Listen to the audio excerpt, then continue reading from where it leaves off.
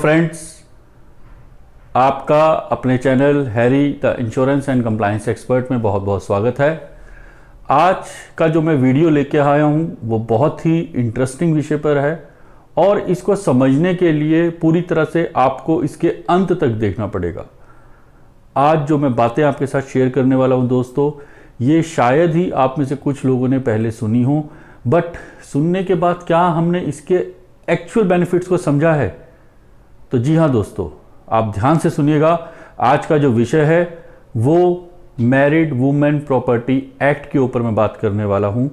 जी हाँ दोस्तों, how life insurance policy proceeds can be protected under married women property act 1874. I am going to discuss all those concepts relating to MWPA Act in relation to life insurance policy.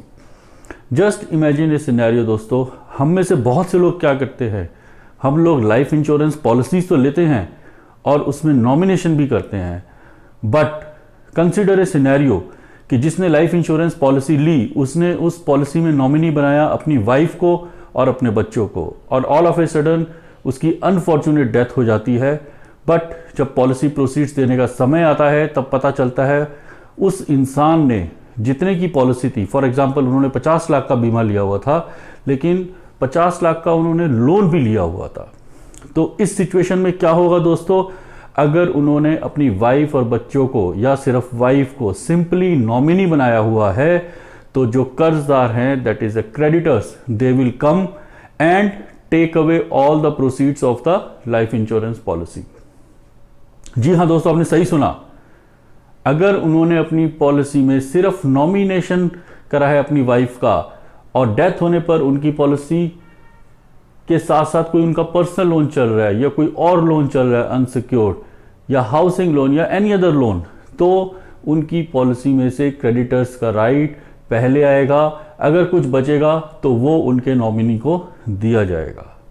जी हाँ दोस्तों, ये concept हम में से बहुत कम लोगों को पता है कि जो नॉमिनेशन है वो क्या राइट देता है। Let's understand this first. तो दोस्तों, हम जो नॉमिनी अपॉइंट करते हैं अपनी लाइफ इंश्योरेंस पॉलिसी में, तो इंश्योरेंस लॉ ये कहता है the nominee has a right to receive the money.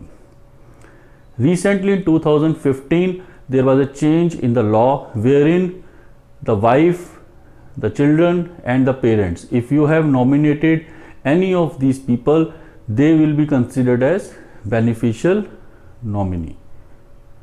But even in such cases, the law also provides that the right of the creditor shall prevail over the right of the beneficial nominee.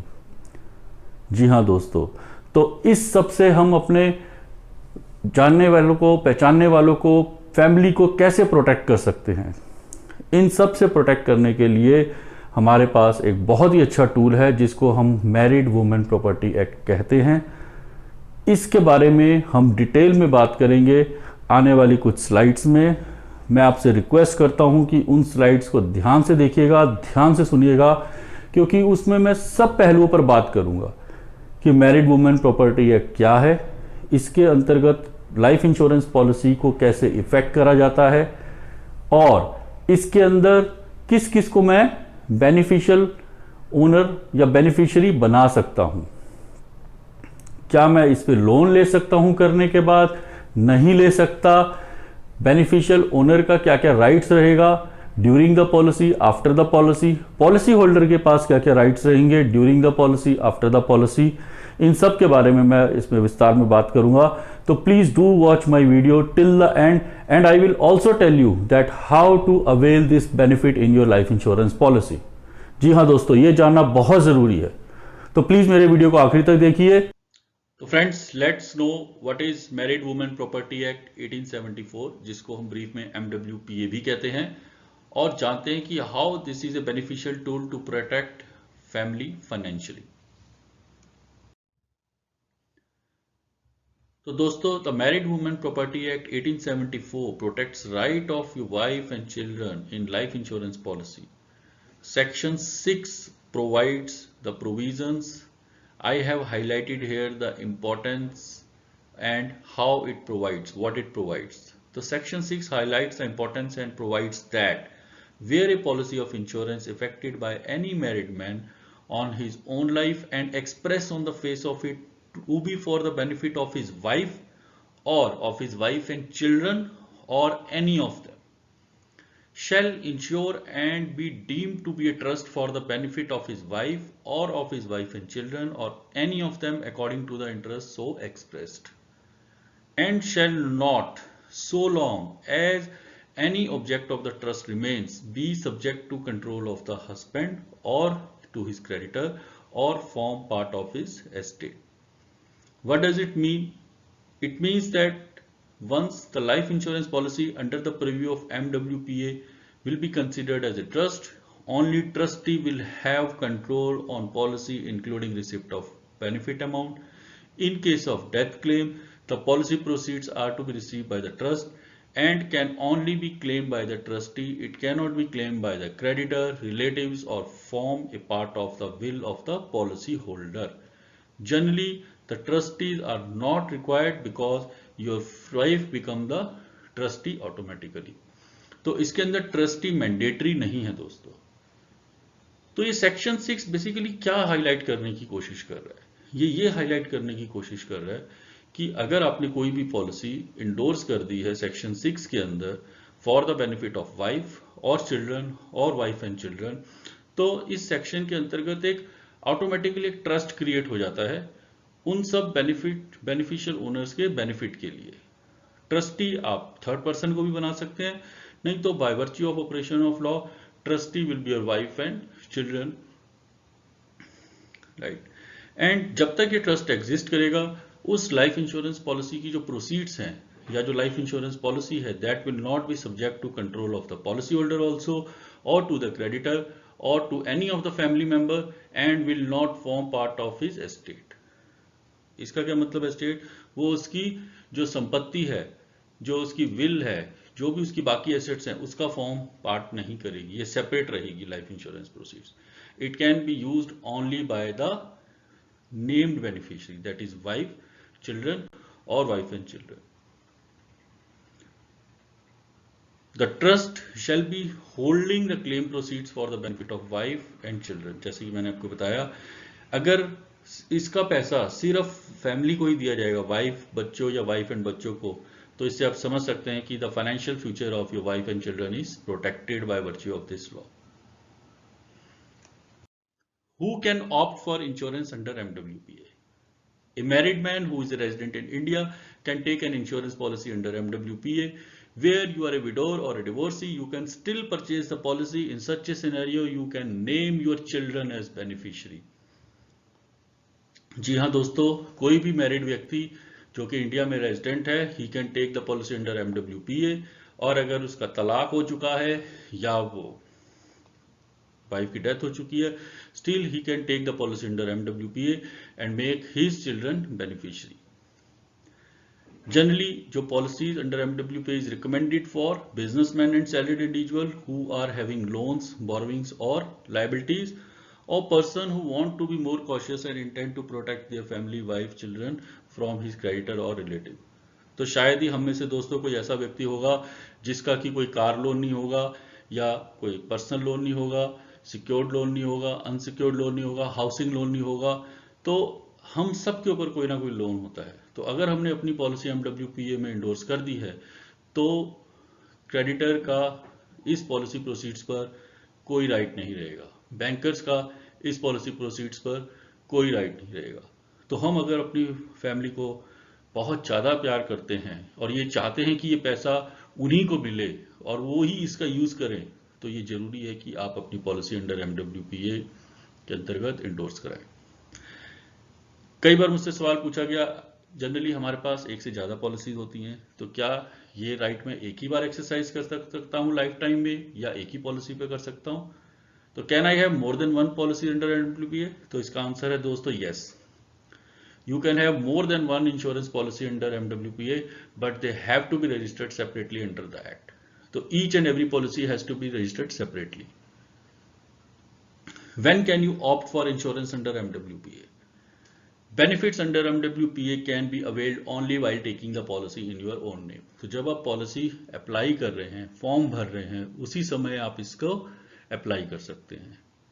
इसका apply करने का पूरा procedure मैंने इसके बाद explain करा है, तो आप please keep on watching. Whom can you name as beneficiary? The beneficiary defined in life insurance policy that is covered under MWPA can be your wife alone or your child or children or your wife and children together.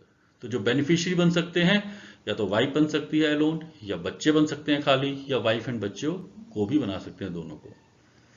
As a policy holder, you can assign specific percentage of the sum insured to each beneficiary or divide it equal. आपके ऊपर है, आप चाहो तो, अगर मान लो एक example लेते हैं, वाइफ है और 2 बच्चे हैं आपके, आप चाहो तो तीनों में बराबर बांट दीजिए, या आप प्रोवाइड कर सकते हैं कि वाइफ को 50% मिले और जो रिमेनिंग 50% है वो दोनों बच्चों में आधा आधा, दैट इज 25% बांट दिया जाए।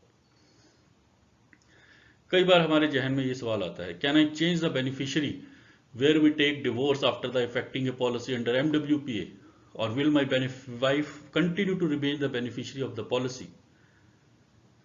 तो इसका जवाब है दोस्तों, the insurance policy covered under MWPA act, the beneficiary once opted at the time of taking of policy can not be changed. So when you are appoint your wife as beneficiary and in case you both divorce, your beneficiary will remain the same.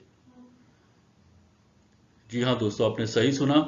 अगर आपने एक बार wife को beneficiary बना दिया है और उसके बाद मान लीजिए आपका तलाक हो जाता है, तो बाद में आप ये चेंज नहीं कर सकते अंडर MWPA। बट इसमें ज़्यादा घबराने की या सोचने की जरूरत नहीं है दोस्तों, क्योंकि नॉर्मली हमारे इंडियंस में तलाक की रेशियो बहुत कम है, हम सबको पता ही है। तो you feel free to nominate और to endorse the policy under this law. Can I surrender a policy which is covered under MWPA? आपने अगर कोई पॉलिसी MWPA में इंडोर्स कर दी है तो क्या सरेंडर कर सकते हैं? Yes, you can surrender the policy, but it has to be signed by the beneficiary or trustee as well.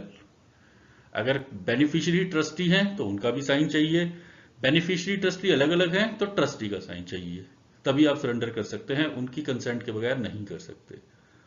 Who will receive the proceeds, including the maturity proceeds, if life insurance is an endowment or money back plan for a policy effected under MWPA?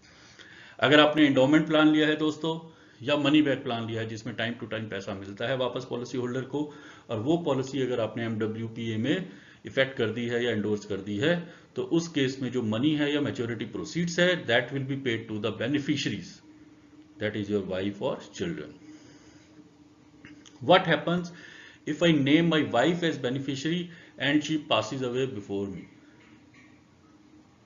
क्या होगा अगर आपने अपनी wife को beneficiary बनाया है और उनकी डेथ हो जाती है? इन that case, if your beneficiary passes away before you, the legal heir of the policy holder shall be eligible to receive the claim amount. However, it is advisable to mention more than one beneficiary at the time of taking the policy. जी हाँ दोस्तों, अगर wife की death हो गई है और she is the only beneficiary in the policy, then the proceeds will come back, the right will come back to the policy holder and it will go to the legal heir of the policy holder. Can I effect an existing life insurance policy under the MWPA after 1 year of its issuance? Or what I can do then to protect my family in a better way? सबसे पहले तो दोस्तों जानिए, जैसे कि मैंने आपको बताया, जिस समय हम पॉलिसी लेते हैं हमें उसी समय पॉलिसी को इंडोर्स करवाना पड़ता है अंडर MWPA। अगर आप सोचे कि आप इशू होने के बाद 2 महीने बाद, 6 महीने बाद, साल बाद, 10 साल बाद आप इस एक्ट का फायदा उठा सकते हैं, तो answer is no. After 1 year of issuance या after issuance of the policy, you cannot effect an existing life insurance policy under the MWPA. तो उस केस में आप कैसे बेटरली अपनी वाइफ को या अपनी फैमिली को प्रोटेक्ट कर सकते हैं? उस केस में you have another tool, you can opt for, you have to opt for MWPA policy, as I told, only at the time of inception of the policy. However, if you have forgotten to take the benefit of MWPA, you can assign your life insurance policy absolutely in favor of your wife or children at any time without consideration, out of love and affection, and protect them in a better way also. तो आप अपनी policy को assign करके भी उनको benefit दे सकते हैं. Can I assign a policy effected under MWPA to bank or anyone? जी हाँ दोस्तों, इस सवाल को पहले ध्यान से समझिए, ये ऊपर वाले सवाल से अलग है. ये बात कर रहा है कि एक पॉलिसी हमने इंसेप्शन पे MWPA में इफेक्ट कर दी है, इंडोर्स कर दी है. अब क्या वो पॉलिसी को मैं असाइन कर सकता हूं किसी बैंक को या क्रेडिटर को या किसी को? तो the answer is no. Once you have effected a policy, endorse a policy under MWPA, you cannot assign that life insurance policy to anyone or to bank against a loan. So let's understand friend how to buy insurance under MWPA.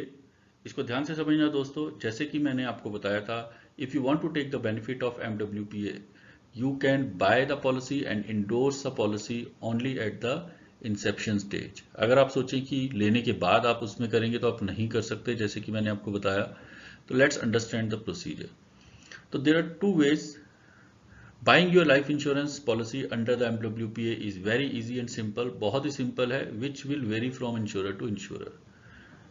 When you are filling out, तो ये आपका insurer to insurer very करता है. कुछ insurer form के अंदर ही provision कर देते हैं और कुछ इंश्योरर दूसरा फॉर्म प्रोवाइड करते हैं. मतलब एप्लीकेशन फॉर्म में हो सकता है प्रोविजन ना हो, they will give addendum to fill and give. तो पहले हम समझते हैं, अगर आपके एप्लीकेशन फॉर्म में ही प्रोविजन है MWPA में असाइन करने का, इन that case how you will do? When you are filling out the insurance proposal and the document, you will find a question that if you wish to purchase insurance under the MWPA Act, if you have to choose answer yes in your answer, then if you want to take the benefit of MWPA Act. If you choose the option, then you will have to provide information regarding your nominee, which will include name, date of birth, your relationship with the nominee and percentage. The policy under MWPA in insurance only allow your wife, children to be your nominee. जैसे कि मैंने आपको पहले बताया, under MWPA, if you want to nominate, you can nominate only your wife and children. You cannot nominate anybody else. तो ये तो procedure तब है जब आपके एप्लीकेशन फॉर्म में ही आंसर देना है आपको. बट कई बार क्या होगा, एप्लीकेशन फॉर्म में नहीं होगा क्वेश्चन, देन आपको इंश्योरर को बोलना पड़ेगा. Insurer will give you a separate form और addendum. In that case, to get the life insurance policy endorsed under MWPA act, you need to fill up the addendum along with your insurance application and has to give it to the insurer. Then when insurer is issuing the policy, he will endorse or he will effect the policy under MWPA and name the beneficiaries as your wife or children or both, whatever you have decided or chosen.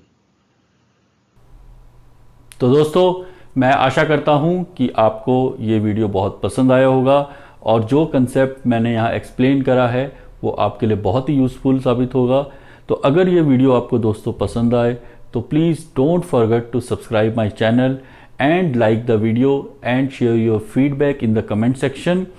और अगर आपको लगता है कि आपने इससे कुछ सीखा है या आपको कुछ फ़ायदा हुआ है तो मैं आपको रिक्वेस्ट करूँगा कि मेरा ये वीडियो अपने दोस्तों, रिश्तेदारों में भी शेयर करिए, उनके साथ भी ये बांटिए ताकि ज़्यादा से ज़्यादा लोग इस कंसेप्ट का फ़ायदा उठा सकें और इसका बेनिफिट ले सकें. थैंक यू वेरी मच दोस्तों. मैं अपने अगले वीडियो में एक नए विषय के साथ आपके साथ सामने आऊँगा. Thank you.